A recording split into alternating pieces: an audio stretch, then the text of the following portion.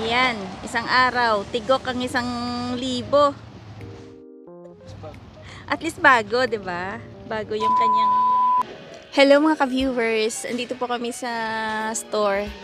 And si Dadong nakahanap ng sleeping bag. Excuse me. Para sa inyo, ni Denise na Ito, para sa amin to ni Denise kasi ayun ang lapad. May sapin ka na, may pangkumot ka pa. Tsaka naka-discount po siya ng 42%. Si Denise kasi, yung sleeping bag niya, ice cream yung design. Pang baby pa. Sabi niya, Mama, laki ko na, bakit ice cream pa din yung sa akin? Kaya sabi ni Dadong, hanapan namin. So, ayan. Medyo malaki lang ang pagkabuhol niya. Ayan, oh. Instead na bibili para kay Denise, ito na yun. May sapin ka na. So, dadalhin natin ito, tsaka yung isa mo na lang na sleeping bag na. Kasi, dati dala-dala natin 3. Equivalent kasi neto, 2 na eh. Diba? Ang kagandahan neto, ganyan siya oh. Meron siyang parang planela. So, ito'y warm kasi ito eh. Unlike yung ibang sleeping bag, ganito lang lahat yung tela. So, mas maganda. Ay, hindi naman, okay naman ang outbound ah. Kasi yung regular nito, magkano pa? Regular? Hindi nakalagay. Pero ano siya, discounted siya ng 80 lang siya. 42% discount. Coleman yung sa amin, yung mga nabili namin last time. Pero, pagka maayos naman yung paggamit mo, wala naman sa brand yan eh. Pero ito titignan din natin to, yung woods. Oh, check mo yan yung 59. woods. Saan ba yun? Ay, oo nga. Ang ganda din yung woods, oh. Konti lang diferensya. 10 diferensya. Check mo. Ito yan, makapal. Matibay. Kaso ang kapal. Saan ka ngayon? Kulay green pa. Yan nga yun siguro kulay green. 126 siya. Eto kaya. 14. Ito ata. Hindi, 89 yun. Ito na natin. Minsan kasi tinitingnan din namin yung brand kasi subok na namin na matibay yung woods eh. Mahal nga lang. As 264 lang ha. Parang mami ata yan. Mami style. Pero maganda na to. Kasi may sapin Okay na, ka na. isapin mo lang naman kaya pa.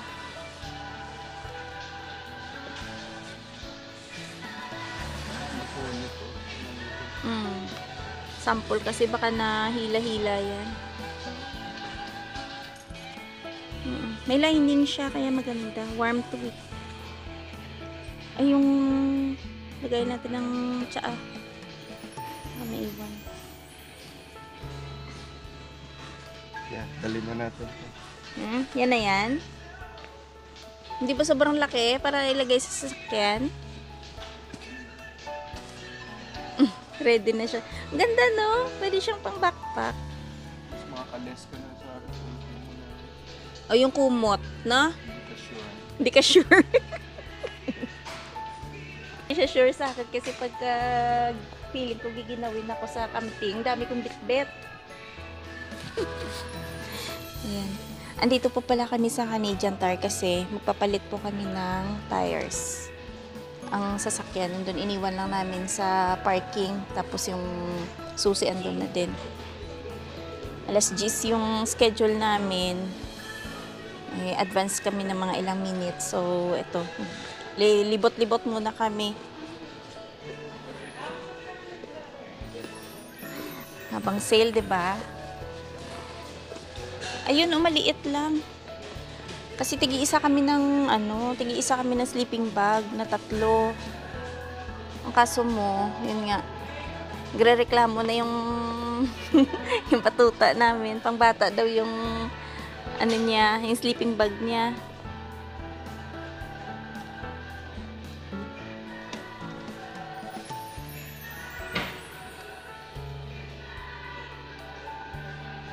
Binabalik-balikan ni Dadong yung tent. Kasi, may nagustuhan siyang tent. Ito maganda na oh, yung woods. 164 animan. Naka-sale yung Coleman. Ayan oh, 173. Apatan. Ito nice din oh. Yan yun? Ay. Pero maganda yung rating niya eh. Oo nga. 4.5 na rin yung rating niya. Ay, oo. Ayan na yung rating niya. 4.5 out of 5.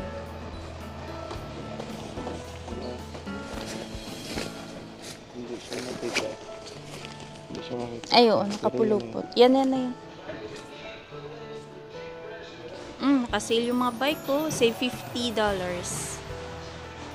Gusto ko yung bike na nito lang kaliit eh. Para sa akin yan. Para maka-practice ako. May training wheels ba? Sa gusto yun. Training wheels and...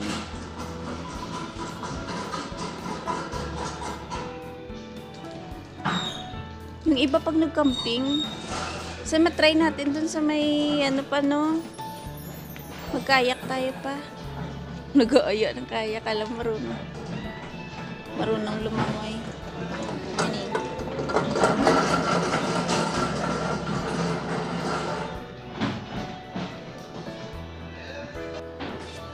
Sa akin ganyan.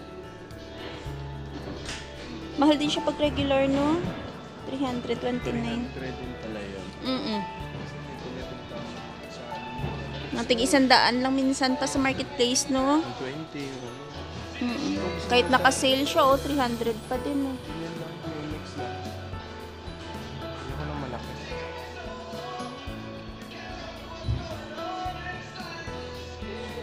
Size 20. Size 20. Ah, ganito na. Cute yan pa.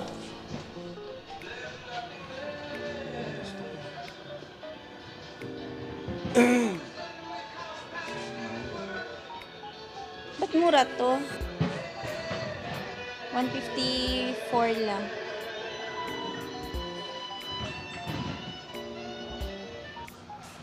Kailangan natin ng badminton pa sa camping pa.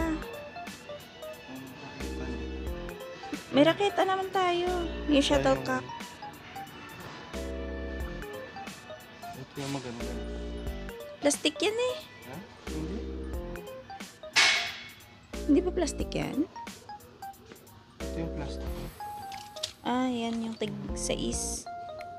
Dati kasi kami nung yung huli naming camping, may ganyan kami. May net, tapos Volleyball. may volleyball pa kami. Yung volleyball, asa na? Hindi pa sira yun? So yun, para may mga activities kami.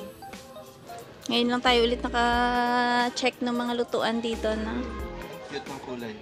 Ay, oo. Ganda. Nice, oh. Save 90. 200 siya.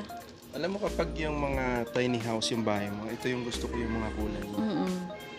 Ganda. Diba? Ang syala, no? Maliban sa ganyan, gusto ko rin yung mga silver lang. Silver, mayroon na tayo nun. Ganda ng color. Ganito yan pa, oh. Ganyan yung kulay niya pa. Cute, no? Oo. Non-stick. Parang non-stick. Ceramic. Parang indoor lang siya. Cute yan. Pero yung mga pang dirty kitchen, kaldero na ano talaga. Kailangan stainless. At saka yung mga kaldero lang na typical na kaldero. Oo. Uy, nice ng color ng KitchenAid pa, oh. 200. Kasi hindi nakasale. Ganda ng color. Light green.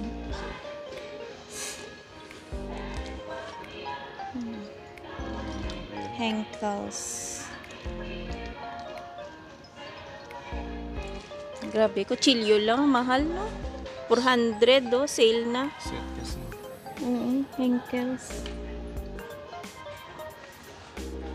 Doon na lang tayo sa ano lang, yung binibili lang sa palengke. Yung shop.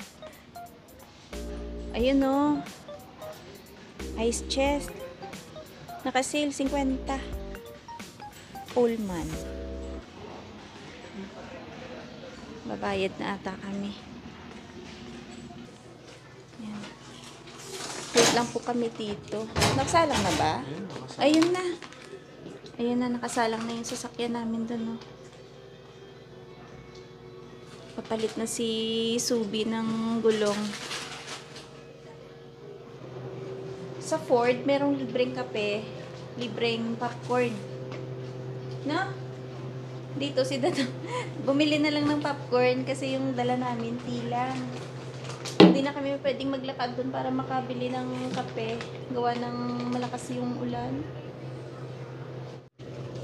Ayan no, malakas yung ulan eh.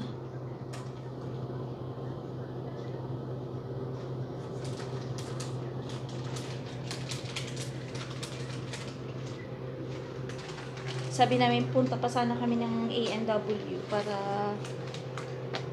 kapagkape man lang habang nag-aantay. Hindi kasi tayo dumaan muna, no? Malaki pa naman yung time. Excited. Hindi para matapos na din agad. So, aabutin daw yan ng mga 1 hour. After ilang taon na palitan na rin yung aming gulong. Kasi hindi mo naman siya madalas nagagamit eh. Dahil pag summer, ito yung gamit namin. Tapos pag winter naman, yung winter tires din naman yung pinapalit namin. Kumbaga yung gulong namin expired na. Ilang taon na ba yun? Siyempre kung ano yung edad ng sasakyan natin. Ay, oo nga. Kasi mula nung binili namin yung sasakyan na yan, nag-serve sa amin yung gulong ng almost 5 years. Tapos, bumili kami ng second hand surplus na Na winter tires. winter tire. Mm. Kaya, pinapalit-palit namin siya. Kasi ito kasi pag summer, okay lang yan. Pero ang winter tire kasi, kailangan talaga na gamitin mo pag nag-snow kasi madulas. Yung ipapalit po pala namin na tires, all season tires lang yun. Kasi, yun yung medyo mura. Tsaka anyway, pagdating ng winter naman, papalitan din naman siya ng winter tires. So, yun na muna. Tsaka yung ganyan, ang aabutin, may 1,000 na lahat. Pati na yung bayad sa pagpalit ng gulong. May wheel alignment ba yan? Ayun, kasama na yung Hindi, service. balancing lang. Oh, balancing. Tapos, dahil luma na siya, iiwan na namin dito yung lumang gulong. Sila na yung magdi-dispose nun. May charge yan na may $20 charge yung apat. Bali, $5 each. Oh, may charge Para pala sila. yung pag-iwan ng gulong sa kanila. Sila ang magdi-dispose nun eh. Kahit sa iba ganun din, no? Pero may sa Caltire ba yun? Yung nag-iwan ka last time. Walang bayad, no? Hindi ko alam. Nag-iwan ka doon nakaraan walang bayad. Yung Open. pinaiwan lang sa'yo. Magbabayad ka doon sa dump site pagka magtapon ka ng mga lumang gulong. Kaya hindi ka basta-basta mag-iwan lang kung saan-saan. Ayun pala, nung Monday kami dito pumunta, tapos kumuha ng quotation para sa tires, nagpa-schedule, tapos ayun, pipili ka lang ng schedule kung kailan ka available. So dahil Wednesday, available naman yung schedule nila at off ni Dadong. At yung tires, may stock din sila dito, kaya yun yung kinuha namin na schedule. Alin? Ayun yung ipapalit nila. Nilalagyan ng hangin. Wala silang free coffee. Oo, ayan, may vending machine sila.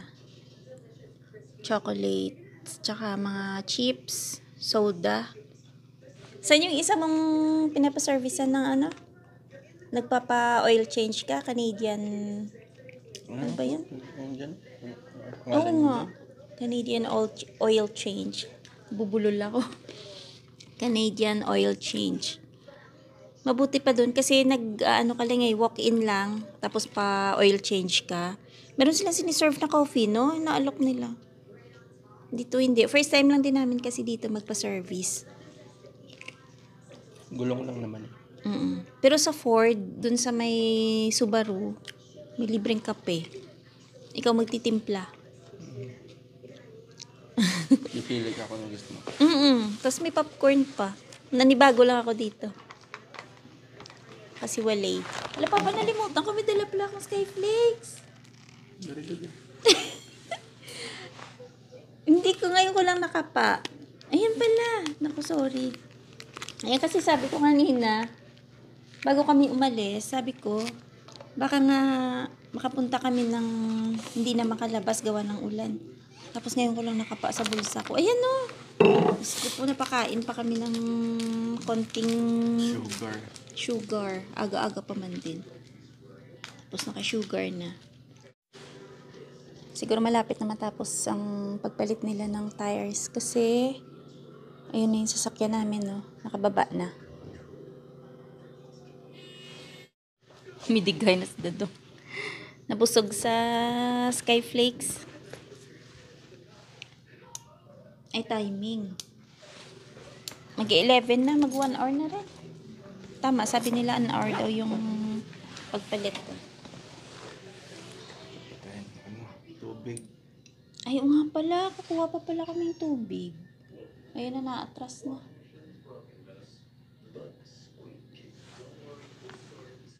Ayun na yung sasakyan sa labas pa.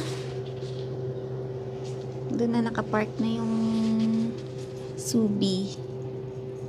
Tatawagan ka pa nila niyan. Para ibigay yung susi, no?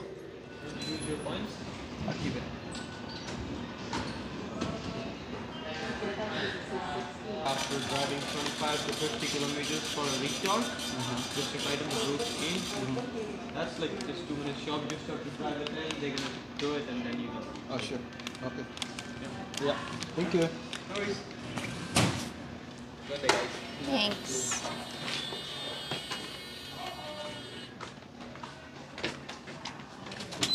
Ang susi. Sa'yo na. Up.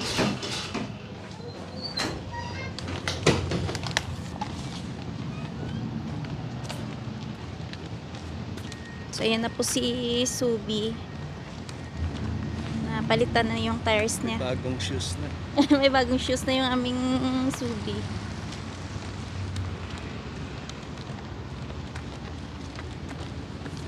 Okay din ano?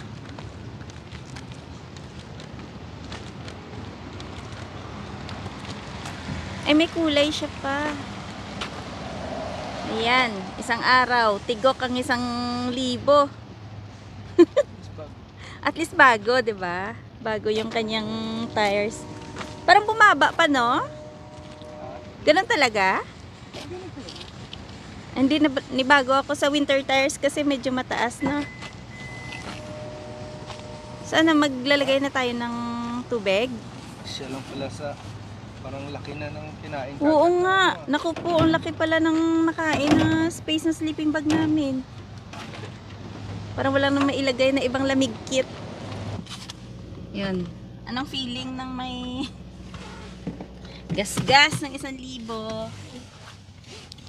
Ay, naku. Yun. Sulit naman na yung service ng unang pairs ng tires. 5 years, 'di ba? Sulit. Nagkaroon lang to ng ano dati, ano 'di ba? Tusok. No? Natusukan to dati ng pako yung luma. Luma na siya. Pero after mo na natapalan nun, okay naman, no? Hindi naman siya... Ito yung tubig. Kuha pa pala kami ng tubig. Yan, hindi naman nag-park na maigit ang ala. Sundan mo na lang. Naku, may tren! Nabot po kami ng tren. Dan muna kami dito sa Popeyes para hindi na kami magluto ng ulam. May tren.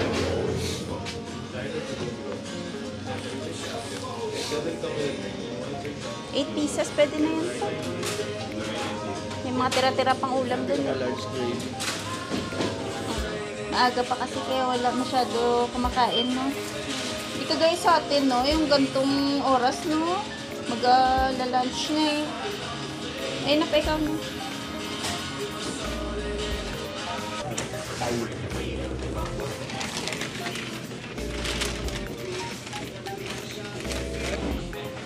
So may ulam na po kami. Dito yung gravy nila, wala yung bayad. Di kagaya sa atin, di ba kasama na yun sa chicken. Okay na. Tama. Tapon. Tsaka yung gravy po nila dito, parang may lasang yung mga spices. Sa atin kasi plain lang. Safe pag Hindi, hawakan ko yun. Yung parang may lasang curry. No? Curry powder. Parang ganyan. Ganun yung mga spices nila dito.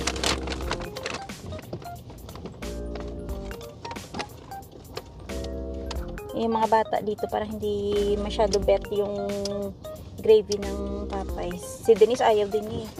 Hinahanap niya yung gravy ng sa Jollibee o kaya sa KFC. Ganun yung gusto niya. So hanggang dito na lang muna yung video natin for today. At least na palitan na namin yung aming tires. Mahirap din na yung tumatakbo ka ba na ano, alam mong palitin na yung gulong, 'di ba?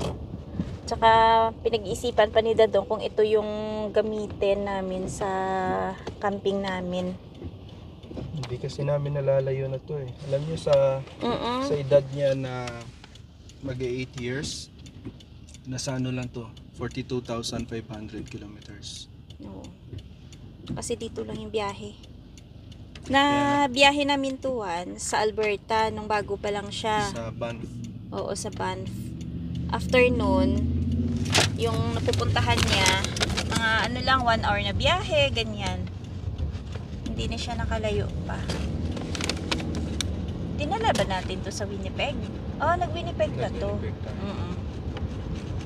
Pero mostly dito lang yung takbo niya. Dito lang sa Regina at saka sa malapit lang na ano, malapit lang na lugar. So, hanggang dito na lang muna yung aming video for today. Ayan po ang lakas ng ulan. Maraming salamat sa palaging panonood at ingat-ingat. Bye-bye! Thank you, mga viewers. Maraming salamat. Yan po. Lakas yung ulan. Buti nakalagpas na yung tren. Ay, walang drainage. Naipon yung tubig sa gilid ng daan.